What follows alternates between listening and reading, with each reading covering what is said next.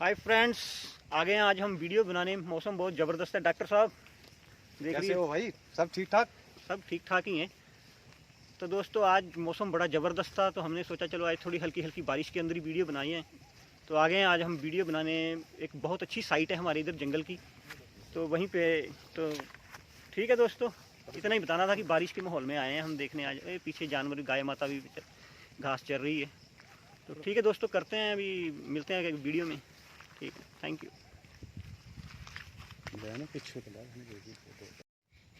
नमस्कार दोस्तों, जंगली रिएक्शन में आपका स्वागत है। मैं हूं अजय और मैं हरदीप। तो दोस्तों आज जो वीडियो हम आप लोगों के साथ देखने वाले हैं, कई भाई तो हमारे आज नए देखेंगे कि बंदा कौन ले आए हैं ये। तो भाई सैयद मुजम्मिल की वीडियो है। पाकिस्तान के एक रिपोर्टर हैं ये, और क्या ज़बरदस्त किस्म की बातें करते हैं, आप भी हैरान ही रह जाओगे। और मैं तो बहुत बड़ा फ़ैन है इनका। तो दोस्तों चलो पहले सुनते हैं सैयद मुजम्मिल को, और फिर बाद में देंगे अपना रिव्यू। तो करते हैं दोस्तों वीडियो स्टार्ट।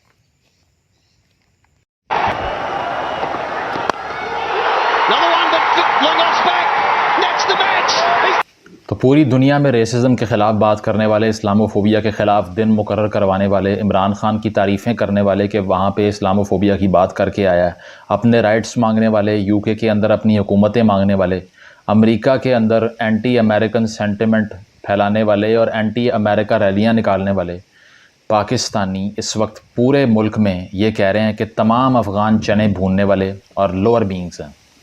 इस वक्त पूरे मुल्क में एक अफ़गानोफोबिया की वेव चली हुई है, और पूरे पाकिस्तान के अंदर ट्विटर पे आपको टॉप ट्रेंड इस वक्त मिलेगा नमक हराम, ठीक है। और बड़े बड़े ब्लॉगर, बड़े बड़े सहाफ़ी, बड़े बड़े सोशल एक्टिविस्ट और बड़े बड़े सेलिब्रिटीज़ भी एक्सपोज हो गए हैं कि जैसे ही कल का मैच पाकिस्तान ने अफ़गानिस्तान से जीता है तो सबका अंदर का फोबिया और सेंस ऑफ फेक सुपीरियॉरिटी बाहर आ गया है, क्योंकि पूरी दुनिया में आप किसी को ये कह नहीं सकते हम तुमसे बेहतर हैं सिवाय अफ़गानिस्तान के, ठीक है। That's your pride, so that's why you have to tell them how great you are as a nation. पहली बात क्या है? पहली बात आप सब कहेंगे वहाँ जो कुर्सियाँ मारी हैं उन्होंने, उसके बारे में क्या ख्याल है? बिल्कुल गलत किया है, उस पर एक्शन होना चाहिए। मैं सिर्फ अपनी कौम के रवैये को डिस्कस करता हूँ हमेशा, आपको भी मालूम है अगर आप पहले से सुनते हैं तो। So I will only discuss the national Pakistani psychology against the Afghan refugees, ठीक है।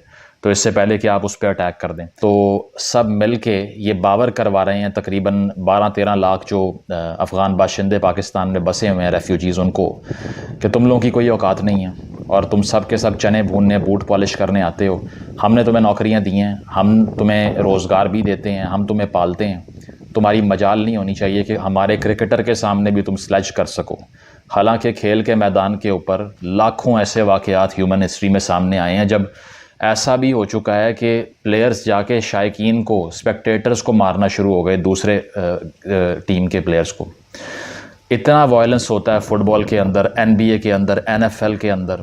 आपको 2004 का अगर इंसिडेंट मैं कोट करूं तो NBA में जो लड़ाई हुई थी वहाँ पर, वो लोकल मैच था उसका, तो तकरीबन 9 NBA के प्लेयर्स जाके स्टैंड्स में मार के आए थे लोगों को। 2 घंटे तक लड़ाई चली थी और बाद में तकरीबन 150 गेम्स के लिए उनको बैन कर दिया गया था। फुटबॉल में इतना वायलेंस होता है कि ब्लड शेड हो जाता है, सर फाड़ दिए जाते हैं पिच के ऊपर। तो पूरी दुनिया में स्पोर्ट्स का ये कहना कि वहाँ पर बिल्कुल भी इमोशंस हाई नहीं होते। एक बंदे का, एक फास्ट बॉलर का ब्लड प्रेशर ही जो है ना वो 160 क्रॉस कर गया होता है जब वो भाग के आके बॉल करता है। और वहाँ पर स्लेजिंग 1000 मरतबा हम देख चुके हैं, हो चुकी है। अभी कुछ साल पहले BBL के अंदर जब शेन वॉर्न जिंदा था तो उसने मार्लन सैमुअल्स की शर्ट पकड़ के खींच दी थी यहाँ से और कहा था कि चले जाओ यहाँ से, दफ़ा हो, ये मेरा मुल्क है। तो ऐसे बहुत से वाक़यात हो चुके हैं। लेकिन यहाँ पर क्या है, अब आपको एक्सप्लेन ये करना है कि अफ़गानिस्तान के शायकीन का, जिन्होंने कुर्सियाँ उठा के मारी हैं पाकिस्तानियों को, उनके हेट्रेड की वजह क्या है, एक ये समझना, नंबर 1। नंबर 2, पाकिस्तान के अंदर अफ़गान फोबिया की वजह क्या है। इन दोनों चीज़ों का एनालिसिस करते हैं। अब आप कहेंगे ऐसा तो हुआ ही नहीं कि पाकिस्तानी कह रहे हैं कि ये चने भूनने वाले, मकई भूनने वाले हैं। तो एक लोकल फैमिली का इस मैच पर रिएक्शन क्या है, ज़रा पहले ये देखिए। ये औकात भूल जाते, अपनी बदतमीजी कर रहे हैं आसिफ अली से। मकई वाले, भुट्टे वाले, मकई वाले, चने, काले चने। अरे इसको मार, इसको सही करा, बिल्कुल बिल्कुल सही करा। साले नमक हराम, सही करा, इसको पकड़ के मार, इसको पकड़ के। कुत्ते का बच्चा भाग गया थे, साला मनहूस। अल्लाह पाक को गुरूर पसंद, घरा को याद है बगैर कर। तो देखा आपने, मकई भूनने वाले और चने भूनने वाले इन्होंने बदतमीज़ी की है, इनकी औकात इनको याद दिलवानी है। ये एक कॉमन पाकिस्तानी की परसेप्शन है, ठीक है। कालीन बेचने वाले, जूते पॉलिश इनसे करवा लो, इसके अलावा ये कुछ नहीं कर सकते। ये नहीं मालूम कि तकरीबन 10,000 अफ़गान जो तालिब इल्म हैं वो इस वक्त पाकिस्तान के मुख्तलिफ़ यूनिवर्सिटीज़ में पढ़ भी रहे हैं, PhD डॉक्टर्स भी हैं, ठीक है, प्रोफेशनल्स भी होंगे। लेकिन आपने सबको क्या कहा? मकई भूनने वाला। वो भी उनको जिनको फॉर्मल एजुकेशन मिल ही नहीं सकी। आपके अपने तकरीबन 2.5 करोड़ बच्चा स्कूलों से बाहर मकइयाँ भून रहा है पंजाब के अंदर, दीगर सूबों के अंदर, तो वो आपको प्रोफाइलिंग वहाँ नज़र नहीं आती। उनको स्कूलों में नहीं डालना, लेकिन जो जंग से बचने के लिए बॉर्डर क्रॉस करके आए थे वो सारे मकई भूनने वाले हैं। और ये सिर्फ आम पाकिस्तानी की मेंटालिटी नहीं है, एक बहुत बड़े स्पीड स्टार वो क्या कहते हैं ज़रा ये भी सुन लें आप। एक पठान ने दूसरे पठान को फेंटी लगा दी, लेकिन ये बदतमीजी बर्दाश्त नहीं होगी, तो इसीलिए अल्लाह ने आपको सजा दी। मुझे बहुत गुस्सा है इस चीज का। हम लाड करते हैं, प्यार करते हैं, पनाह देते हैं, रेफ्यूज एज अ रख के आपको। तो जनाब फरमाते हैं कि बदतमीज़ी नहीं चलेगी, मेरा इस वक्त खून खौल रहा है और हमने आपको शेल्टर दिया और हमने आपको रिफ्यूज दिया, उसके बाद बदतमीज़ी करते हो हमारे साथ। तो बदतमीज़ी पे लेक्चर कौन दे रहा है? शोएब अख्तर, जिसने दुनिया में किसी क्रिकेटर को बगैर गाली निकाले 2 ओवर नहीं करवाया आज तक, ठीक है, जिसने अपने ही प्लेयर को नेट्स में टांग पे बैट मार के इंजर्ड कर दिया था, वो सिखा रहा है कि बदतमीज़ी नहीं करनी। अब ये एक साइकी है, ये साइकी ये है कि तुम हमारा 5वां प्रोविंस हो, तुम्हारी औकात कैसी हुई कि तुम उठ के स्लेजिंग करो हमारे खिलाड़ी के साथ। और उसकी एक लंबी हिस्ट्री है। स्ट्रेटेजिक डेप्थ की जो पॉलिसी थी पाकिस्तान की कि हम इन केस जो पैरानोया हमारा, जो सारे के सारे मुल्क को एक पैरानॉइड किया गया है तकरीबन 60 साल लगा के कि किसी भी वक्त भारत हमला करके सब ले जाएगा आपसे। तो उस पैरानोया के शिकार होने के बाद एक एज अ रिएक्शन एक पॉलिसी बनी स्ट्रेटेजिक डेप्थ कि अगर हिंदुस्तान ने पाकिस्तान पे कब्ज़ा कर लिया तो हमारी जो सारी पावर है हम ना अपनी फोर्सेस को अफ़गानिस्तान ले जाएंगे, क्योंकि वो 5th प्रोविंस होगा तो फिर वहाँ से रीग्रुप होकर दोबारा अटैक करेंगे। ये डिलूजनल पॉलिसी ये जो बनाई थी आपने, उसकी वजह से वहाँ मुदाखलतें की, ठीक है, मुल्ला उमर वहाँ पे इंस्टॉल करवाए, फॉल ऑफ काबुल को आपने फैसिलिटेट करवाया, और आज तक आप वहाँ बताते हैं कि वहाँ जो रजीम आ रही है वो अच्छी है या नहीं। जिस तरह इमरान खान साहब ने फरमाया था कि ग़ुलामी की ज़ंजीरें तोड़ दी हैं अफ़गान बाशिंदों ने, अफ़गानिस्तान के लोगों ने, इसीलिए तालिबान का अब रूल आ गया। ये पता ही नहीं कि उन्होंने ही सारी अफ़गान ख़वातीन को मिल के घरों में बंद कर दिया कि स्कूल नहीं जाना, तोड़ लो ग़ुलामी की ज़ंजीरें अब। तो आपने हमेशा से उनकी राय जाने बग़ैर अपने फ़ैसले उन पर मुसल्लत करने की कोशिश की, और ये वो जहर है जो अब काटना पड़ेगा आपको, वही जहर जो दीगर नेबर्स के साथ आपने किया। तो अगर आप एक लंबी तारीख ये देखें, अब आप कहेंगे अमेरिका ने और कौमों ने उनके साथ बुरा किया है, अमेरिका से वो अवेंज कर सकते हैं किसी चीज़ को, या अमेरिका बॉर्डरिंग कंट्री है, उनका नहीं है। आपको इस बात पर भी एतराज़ है कि वो भारत से बात कर रहे थे, भाई इंडिपेंडेंट नेशन है, फ़ॉरेन पॉलिसी तुम बना के दोगे उनको। मैं और आप कौन होते हैं अफ़गानिस्तान की फ़ॉरेन पॉलिसी डिसाइड करने वाले? उस पर भी एतराज़ है, ठीक है। ख़ुद चीन से बातें कर रहे हैं जहाँ पे 10 लाख बंदा उन्होंने कैंपों के अंदर मुसलमानों को बांध के मारना शुरू किया हुआ है, वो ठीक है, ये गलत है, ठीक है। और हज़ारों मील दूर फ़लस्तीन में जुल्म हो रहा है, उस पर कंडमनेशन और जो है ना वो छातियाँ पीटना शुरू हो जाते हैं, लेकिन जब यहाँ धमाके होते हैं ख़बर भी नहीं चलती कहीं पर। तो ये एक मेंटालिटी थी हमेशा से कि ये सबसर्विएंट है हमारे। अब वहाँ पर मुदाखलतें करने का नतीजा क्या होता है कि रेफ्यूजीज़ यहाँ पर आते हैं, और कहाँ पे आएंगे? आपने उनकी अंडरस्टैंडिंग कभी ली है नेशनलिज्म की? ड्यूरेंट लाइन को किसी एक अफ़गान लीडर ने आज तक एक्सेप्ट किया? इवन तालिबान भी डिबेट करते हैं इसके ऊपर, जो आपको बहुत पसंद है, वो भी एक्सेप्ट नहीं करते। वो कहते हैं कि ये जो मुआहदा अफ़गान किंग और मोरटाइम ड्यूरेंट के दरमियान हुआ था ब्रिटिश गवर्नमेंट के अंडर, हम नहीं मानते उसको, हमारी राय शामिल ही नहीं थी उसके अंदर। तो वो ग्रीवेंसेस किसने सॉल्व करने थे? किया कभी सॉल्व आपने उसको? किसी का रिश्तेदार वहाँ है, किसी का यहाँ है, आपको नज़र नहीं आती ये चीज़। तो जब वो सॉलिडारिटी शो करते हैं, मैं बहुत से लोगों को जानता हूँ जो पाकिस्तान अफ़गानिस्तान के मैच में अफ़गानिस्तान को सपोर्ट करते हैं, I respect them, I don't want to make them jingoistic nationals, कि वो कहें कि मैं यहाँ रहता हूँ तो मेरी सारी ज़िंदगी जो है ना मैं यहीं मर खप जाऊँगा और कुछ नहीं हो सकता। दूसरी बात यह है कि आपने रेफ्यूजीज़ को पनाह दी, तो उसके बदले में आपने लाखों डॉलर भी तो लिए हैं इतना अरसा, या सिर्फ़ और सिर्फ ये फ्री में सर्विस देते रहे हैं आप? तकरीबन $100 मिलियन आपको 2015 से 20 के दरमियान में मिला, और आपको इसके बाद 2020 के अंदर यूरोपीय यूनियन ने भी 21 मिलियन यूरोस की एड दी है। 1980 से ये एड मिलना शुरू हुई थी आपको, 1980 की दहाई में ये एड मिलना शुरू हुई थी आपको। वो लेते गए आप, उनको फैसिलिटेट भी किया। मैं बेशक मानता हूँ कि हमारी इकॉनमी के ऊपर प्रेशर आया है रेफ्यूजी इन्फ्लक्स की बेसिस के ऊपर, लेकिन आप उनको ऐसे डिसइनफ्रेंचाइज कर दें कि तुम सारे यहाँ से दफ़ा हो जाओ। अभी रिसेंटली सिंध के अंदर क्या हुआ है, जहाँ पर वो एक मामला ये हुआ कि फायरिंग हो गई होटल के ऊपर, एक बंदा मर गया, तो उसके बाद कैंपेन चल गई कि जितने भी अफ़गान हैं निकाल दो इनको सब, go back to your country. Donald Trump ने जब कहा था go back to your country तो तुम्हारा खून खोलना शुरू हो गया था। सब ने कहा ये रेसिस्ट आदमी है, इसको शर्म नहीं आती। कोई यूरोप में इस्लामोफोबिया की बात करे तो प्रोटेस्ट करते हो, अपने मुल्क में कोई बाहर से आके 40 साल से बैठा हुआ है। 1979 से अफ़गान सेटलर्स यहाँ आ रहे हैं वॉर की वजह से, 40 साल तक तुम उन्हें कौमी शनाख्त नहीं दे रहे तो क्या करें फिर? आप तो बाहर जाते हैं, 5 साल में PR मिल जाता है आपको, वहाँ के सिटीज़न बन जाते हैं, शादी भी कर लेते हैं, घर भी बना लेते हैं, कारोबार भी आपका हो जाता है। यहाँ पे तो आपका सिटीज़नशिप का लॉ क्या है ये बताएं आप। पाकिस्तानी सिटीज़नशिप हासिल करने के लिए कितने साल रहना पड़ता है किसी को पता है? मुझे भी नहीं पता। तो ये वो चीज़ है कि आप ये इस तरह के लॉज आपने बनाए नहीं जो इंक्लूसिव हों। उनकी तीसरी नस्ल यहाँ पे बड़ी हो चुकी है, अभी तक यही चल रहा है, go back to your country.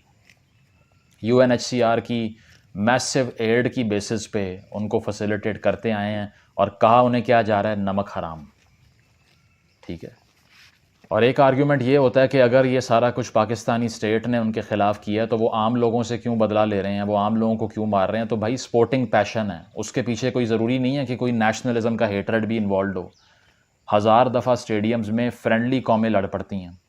New Zealand और ऑस्ट्रेलिया की जो राइवलरी है वो इतनी मैसिव है क्रिकेट के अंदर, और बहुत सी राइवलरीज रही हैं इस तरह की। एशेज़ में क्या क्या कुछ नहीं होता, कितना स्लेज करते हैं। मिचेल जॉनसन की आपने गालियाँ देखी होंगी एशेज़ के अंदर। ऑस्ट्रेलिया ने तो कोई उनके साथ जुल्म नहीं कर दिया था। तो यही वो बात है कि ये राइवलरीज़ को आप ये कह रहे हैं कि आम लोगों को टारगेट क्यों करते हैं। टारगेट करने की बात यह है कि एक नेशनैलिटी की परसेप्शन होती है। अगर आपको और मुझे कहीं इसराइली सिटीज़न मिल जाए तो हम तो उसके भी ख़िलाफ़ होते हैं। बहुत से स्पोर्ट्स कॉम्पिटिशन्स के अंदर कोई इसराइली स्पोर्ट्स पर्सन आ जाए, आप पार्ट नहीं लेते, बॉयकॉट कर देते हैं उसका। क्या उसने फ़लस्तीनियों को मारा है या उसकी स्टेट ने मारा है? तो ये नेशनल हेटरेड जो होता है ना, ये पोर्ट्रे किया जाता है। तो आखिर में बात यह है कि हमें ये सोचना छोड़ना पड़ेगा कि कोई जो है ना वो उसके फ़ैसले हमने करने हैं, या फिर वहाँ रजीम कौन सी आनी चाहिए, वहाँ के लोगों को क्या करना चाहिए। इसीलिए वहाँ पे आज गली मोहल्लों में आपके इदारों के ख़िलाफ़ जुलूस निकल रहे हैं, क्योंकि आपने हमेशा से पैट्रनाइज़ किया उनको। कॉन्डिसेंडिंग बिहेवियर है आपका। आप उन्हें ये कहते हैं तुम लोग जाहिल हो, तुम्हें कुछ मालूम नहीं है। तो ये बात है कि हमें अफ़गानिस्तान को एज अ सॉवरन नेशन देखना चाहिए। अगर उनकी राइवलरीज़ भी हैं तो उसकी भी रीज़न तलाश करनी चाहिए, और किसी को, पूरी कौम को, पूरी नस्ल को गाली देने से पहले ये सोचना चाहिए कि आप भी करोड़ों की तादाद में यूरोप में, अमेरिका में, UK में और दीगर कंट्रीज़ में बैठे हुए हैं। अगर होम कंट्री पे आपका ये रवैया है तो आप भी बाहर ये डिज़र्व करते हैं। और अगर आप इस्लामोफोबिया का मातम करते हैं तो इसका मतलब ये है कि आपको भी अपने मुल्कों में माइनॉरिटीज़ के साथ, बाहर से आने वाले सेटलर्स के साथ और अक़लियतों के साथ अच्छा रवैया इख्तियार करना पड़ेगा। Only then you deserve good treatment overseas. Otherwise ये जस्टिफाइड है कि आपके ख़िलाफ़ वहाँ पे रेसिज्म हो, अगर आप यहाँ कर रहे हैं तो रेसिज्म अपने लिए बहुत बुरा लगता है, लोगों के लिए करते हुए बुरा नहीं लगता आपको। इसको कंडेम करना पड़ेगा, इस थिंकिंग को एक्सेप्ट करना पड़ेगा कि they are a sovereign nation, they are free to decide for themselves. और वो क्रिकेट टीम है या कोई भी चीज़ है, they have their own expression. सिर्फ ये कहना कि तुम ये नहीं कर सकते क्योंकि हमने तुम्हारे ऊपर एहसान किए, डेलूजनल थिंकिंग है। हिस्ट्री पढ़ें तो आपने जितना वहाँ तबाह हाली फैलाई है, जितना वहाँ पे बंदा मरवाया है और जितनी मुदाखलतें की हैं, उसके बदले में जो एहसान किया है वो बहुत छोटा है। Thank you.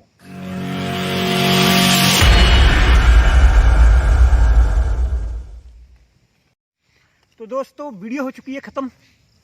क्या ज़बरदस्त किस्म की वीडियो थी भाई, बड़ा ज़बरदस्त किस्म का बोलते हैं, मतलब डरते नहीं हैं किसी से भी। नहीं थे पाकिस्तान में रह के ऐसा कोई बोल नहीं सकता है जैसा ये बोलते हैं। इनकी बहुत सारी वीडियो ऐसी हैं कि मैं तो समझता हूँ कि कैसे रह रहे हैं ये पाकिस्तान में। बहुत सच बोलते हैं ये, कोई मजाक नहीं करते, कोई झूठ नहीं बोलते। और क्या वीडियो बनाते हैं इनकी वीडियो भाई, इनको आप ज़रूर सब्सक्राइब कीजिएगा। और बड़ा ज़बरदस्त किस्म के पढ़े लिखे आदमी हैं, नॉलेज इतनी ज़बरदस्त रखते हैं कि पूछिए मत। डॉक्टर साहब आपको कैसी लगी वीडियो? अच्छी लगी मुझे तो। मैंने तो देखा पाकिस्तान में 2-4 आदमी हैं जो सच बोलते हैं। और कौन? एक तो मुजम्बिल भाई हैं, 3-4 और नाम तो मुझे नहीं आरजू पता। काजमी। ऐसे हैं, काफी है, हाँ? बोलते हैं जो हाँ, बोलते हैं, आरजू सच बोलते हैं। काजमी, फखर यूसुफ हाँ। यही कई हैं। तो भाई जो सैयद साहब बोल रहे थे कि मतलब कितने समझदार हैं ये, इन्होंने कोई मतलब देश मतलब अफगानिस्तान के प्रति अपनी हेट रेट नहीं दिखाई है, हैं? मतलब पाकिस्तानियों का माइंडसेट बता रहा था कि हम, हाँ ज़्यादातर पाकिस्तानी यही बोलते हैं कि ये चने भूनने वाले हैं, ये भुट्टे भूनने वाले हैं, ये है ना। एक मैच की तो बात थी। हाँ, एक ऐसा ही तो मैच हुआ। कंट्रोवर्सी तो होती है मैच में, हम्म। जब मैच खेले जा रहे हैं तो ऐसा होता ही है। हम्म। इसमें दुख मनाने वाली इतनी बात बुरी तो है नहीं, लड़ाई हो गई वो कुछ लोगों की हुई। और टीवी देखने वाले क्या बोल रहे हैं, भुट्टे भुट्टे भुट्टे ले लो भुट्टे। वो बड़ा कुत्ते वो फलाना गाली निकाल रहे थे उसमें, हाँ। ऐसी गाली निकाल रहे थे। और शोएब अख्तर शोएब अख्तर तो वाह, आज ऐसा बोल रहा है जैसे आपने खुद किया कुछ नहीं उसने। तो बोल रहा था कि बोल रहा है जिसने कभी 2 ओवर नहीं फेंके किसी से लड़े भी ना। नहीं सही बात है ये। शोएब अख्तर की बहुत लड़ाई होती थी, देखा हमने इंडियन क्रिकेट में भी, हरभजन सिंह के साथ, गौतम गंभीर के साथ, हाँ, है ना, हाँ। सचिन के साथ, कई इसने खुद हर मैच में लड़ाई की है। और दूसरों को शिक्षा दे रहा है। हाँ, दूसरों को शिक्षा दे रहा है शोएब अख्तर। और क्या था यार वीडियो में, क्या बता रहे थे भाई, वो जो फ्लड में हुए हैं बंदे, जो फ्लड में कितने के बह गए हैं अभी तक? देखो 1500 तो सरकारी रेट है उनकी, और सरकारी पाकिस्तान का। अभी तो 1500 देख, गायब है।